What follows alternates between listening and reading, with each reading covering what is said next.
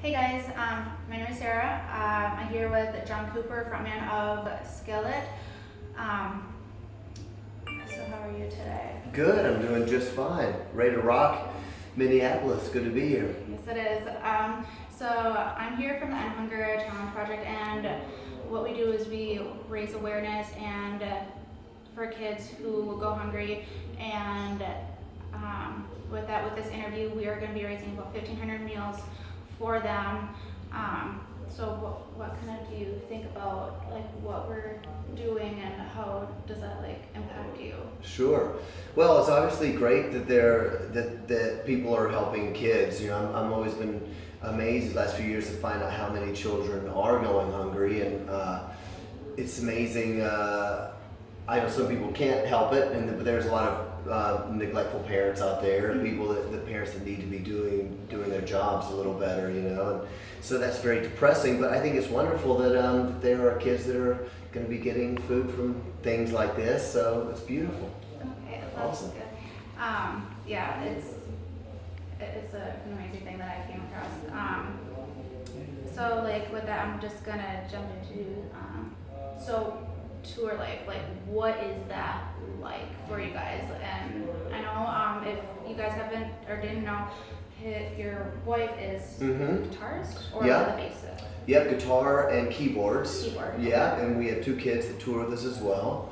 So we've been on the road for 20 years this year, which is crazy. Yeah, and so tour life is, let me say this, playing shows is really cool. The rest of touring is really hard, you know, because you're always busy talking to people. Well, sometimes interviews like yourself, but fans, and going back to the bus and getting off in the morning to find out where you're at, and you're looking around and there are people that want to say hey. And so being on the road is hard work, it's exhausting. Never sleeping in the same place and whatnot, but it's very important you're around people you like. Otherwise, you're gonna be a little bus. It's not good. So I'm lucky, you know. My wife is in the band. My kids get to tour with us, and our whole bus feels like a family because of the kids. It's out of necessity. My kids have aunts and uncles with the band members, so that's really cool. So you gotta make your life like a routine. Otherwise, you'll just kind of like, oh, I get interviews, I guess. Oh, I get that. You know, everything needs to be routined out so you can feel normal, and then if you want to do this for a long time, 10, 20, 30 years, you got to keep it locked up, tight. So you said your kids always tour with you. So does that mean they are like do school online, they're homeschooled, or how is that like kind of arranged for your kids? I mean, education is an important thing. Yeah, they do school online, and ever since they've been on the road since they were babies, since they were born, really 3, 4, or 5 months. So everything like that has to be organized. So they get up, they do school in the mornings, while we come in, and I exercise every day in the dressing room or wherever. Everything is set up like that. And I got my interviews, and then the kids get off, and we get to hang out, and then we have dinner together, and interviews start up. So yeah, it's very regimented. Well, the routine is really good. How did you guys get started? Like, did you guys start like a small time, like start at bars and then work your way up, or what kind of? We started in Memphis, Tennessee, and we were really playing around town a little bit, not even a ton, but we had a couple of places that we were playing a lot, building up like this little underground following that was, small but quite excited. And we did a demo basically, and we got signed to a small indie label in Memphis. Okay. And that's really when we got our start, really. We released a project, began touring in the States, not big. The first record sold, I think 34,000 records we sold, which is pretty good for an indie act actually, but it was mainly just touring. We toured all the time and created this kind of fan base, very excited fan base. That's really cool just to kind of hear how where their bands get their start from. Yeah. Did you guys have kind of a message or like how you guys wanted to be perceived when you started out, and has that changed from then to now a little bit? I I don't know if I would say it changed. We've always done music in the Christian music industry, and maybe some of it hasn't changed as much as maybe it's said a little different now because more people know what Christian music is now than that maybe they never heard of Christian music and when we first started and they're like, what does that mean? And I think now it's beginning to be a bit more accepted. And so I've always told people, hey, I'm a rock band. We're a rock band, but we write songs about life. But I do write songs about my faith, love, fighting with my wife, being in love with my wife, normal stuff. But I guess things are kind of written as a writer, whatever you believe, whatever that may be, your songs are going to be filtered through that. And so you're going to be singing about things you believe no matter what the songs are about because you're the writer.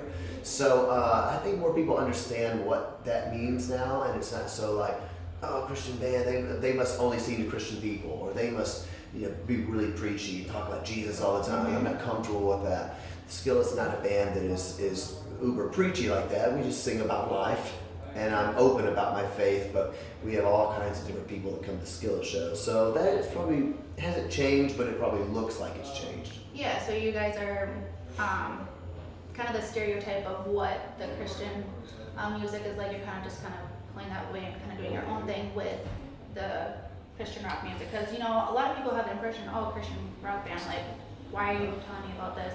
And then they have to listen and give you guys a chance, and they're just like, wow, like, they're not cramming or like religion down your throat. They're being very open about it, but sending a message across. Yeah, I think that's probably true. I think historically, Christian music was made for Christian people, I think early on. But I think there's been lots of Christian rock acts that have always seen it as, well, I don't want to be just singing to Christian people, I'm just writing my songs, and I think that's also why there's a lot of bands that have been mistaken for Christian bands that they say, like Evanescence, they're like, we were never a Christian band, but their lyrics felt like they might be because they were spiritual, Creed is another band like that, U2, So, I'm glad that people are kind of expanding the kind of stuff they listen to, and that's good for me.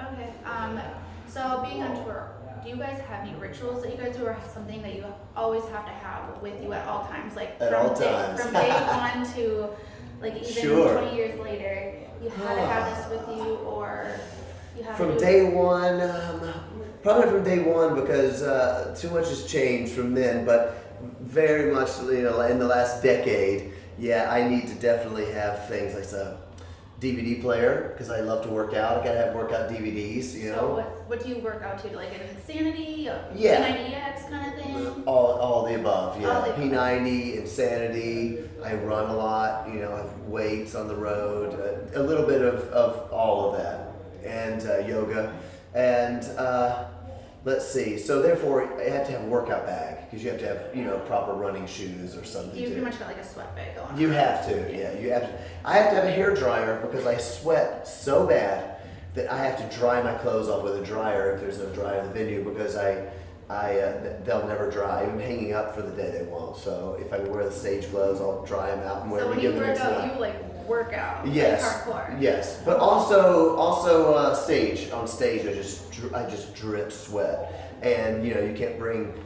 5 different stage outfits. So I'll bring a couple and I'll dry them off and wear it again the next night, and then so things like that. Yeah. I also have a Dr. Pepper. A Dr. Pepper addiction, so I have to have Dr. Pepper. Yeah, I kind of see that. Yeah, we got a little bit of Dr. Pepper in there. That's beautiful. Yeah, it is. Yeah. Okay. So wrapping this up, who would you nominate? How about Lacey Sturm? Has Lacey done it with you from Flyleaf? I don't believe. Ex from Flyleaf, but she has her own project now. Yes. How about 2 more? 2 more? If you could. Let's see. I'm good friends with Jacoby. You've done Jacoby Shaddix with Papa Roach? I'm not sure, but that's... Okay, he's my friend. And how about somebody like... I'll say Josh Sturm, because that's Lacey's husband. They're in a band together. Okay. You can get 2 for 1. You get them all in the same thing. He doesn't have a party. Well, thank you. And thank you for doing this All right. interview with us. And we appreciate it. All right. Nice to talk to you again. Thank you.